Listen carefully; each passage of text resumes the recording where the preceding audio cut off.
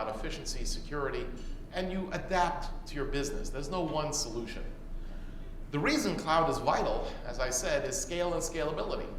First of all, it operates at scale, which means it's efficient, but more importantly, if you're running a business and you magically come out with a product that requires 3x the IT capacity, you know what? You sit down in a terminal and order it. Done.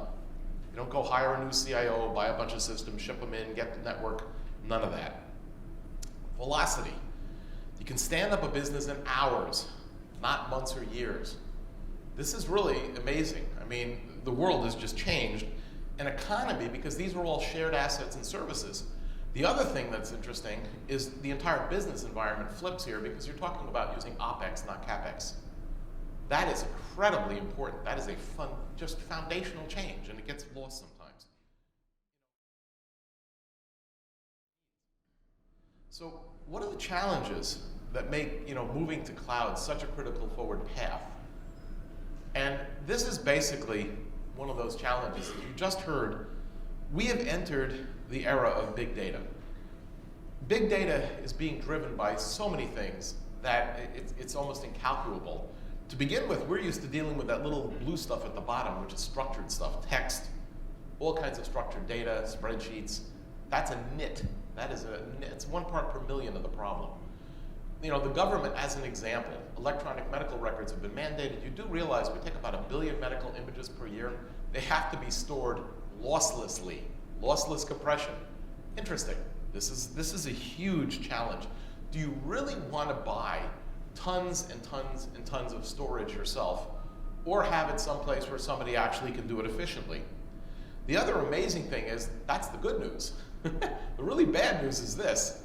The rate at which data is being created, 90% of the data in the world today was created in the last 24 months. Months.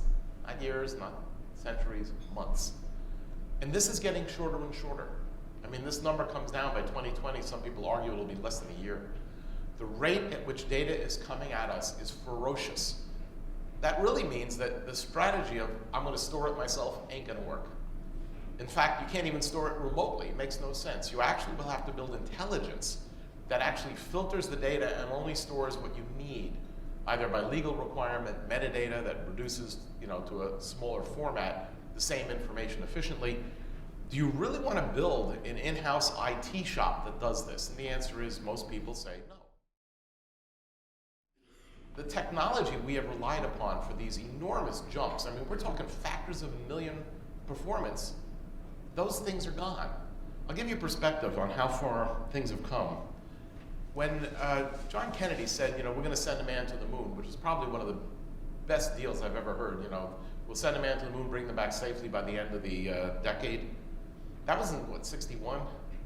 Do you know how much memory, IBM did all the IT, do you know how much memory we had to work with? Computer memory? 2K. K. Okay, for the children here, K is 1,000. My kids don't get that part. It's like, well, if it isn't G, it doesn't make sense. Meanwhile, I silenced my 64 gig cell phone. It doesn't go on forever. This is what I meant about the endless extrapolation. Ain't gonna happen. So, now that we're down to atomic dimensions for these devices, you're gonna find other things that make this go faster. The problem is they're also really complicated. Big data is not only here to stay, but it's going to become one of the main tools we use, like we used to use a pocket calculator. This is a great quote. It's from Ann Windblad of Humboldt Windblad Ventures. Data is the new oil. I mean, that's it. If you refine the stuff that runs the world, you don't refine it, it's a pollutant.